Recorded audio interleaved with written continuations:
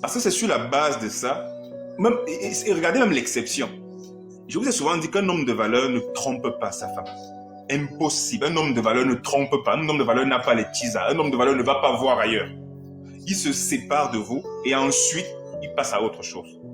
Mais tant que vous êtes ensemble dans la relation avec un homme de valeur, il ne va pas voir ailleurs, même si les problèmes sont comme le tsunami devant lui. C'est-à-dire 300 mètres de vagues qui vont s'abattre sur lui. Il ne fuit pas pour aller se cacher derrière les cuisses d'une femme ailleurs, commencer à faire des bêtises.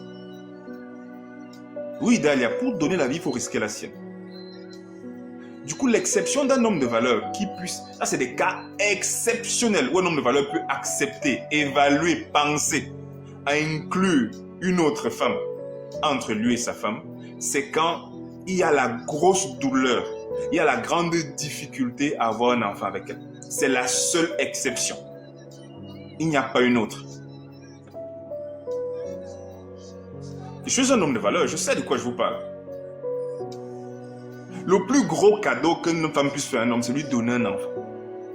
Et si cet enfant n'arrive pas dans leur relation, et dans leurs enquêtes cliniques, ils se rendent compte que c'est la femme qui a des difficultés à faire cet enfant-là, dans ce genre de situation, l'homme de valeur s'assoit sa femme à table et négocie pour la première fois la possibilité d'inclure un troisième élément dans leur couple pour résoudre ce problème. Et l'élément de cette femme n'entrera pas dans le couple parce que lui il va aller voir, il va avoir de nouvelles cuisses fraîches. Non, non, non, il aime sa femme. C'est juste qu'il se rend compte que même sa femme lui dit que bon, c'est pas grave, même si lui dit à sa femme c'est pas grave, on n'a pas d'enfant. Si cette femme l'aime beaucoup, elle aura un sens de non-accomplissement qui peut se créer. Il dit, moi et cet homme, on s'est tellement aimé, mais je n'ai pas pu lui donner le cadeau le plus précieux. Qu'un homme me demande un enfant et nous, ensemble, on est d'accord de l'avoir et je n'arrive pas à le lui donner. Ça peut toucher un homme de valeur. Au point où il pense avoir une autre relation. Ça, oui. Ça, c'est l'exception, l'unique que j'ai trouvé dans ma façon de penser. C'est le seul moment, c'est la seule condition, c'est la seule circonstance où un homme de valeur peut discuter avec sa femme ou un éventuel élément, une autre femme qui puisse entrer dans leur vie. Et en plus, un homme de valeur ne se cachera pas pour aller voir d'abord cette femme-là, chercher à gauche-droite, tremper son biscuit partout. Jamais de la vie. Non, non, non, non, non.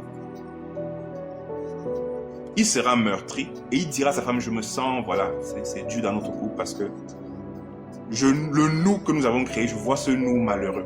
Je vois ce nous bloqué. Nous n'arrivons pas à faire enfant là. Nous n'arrivons pas à agrandir cette famille.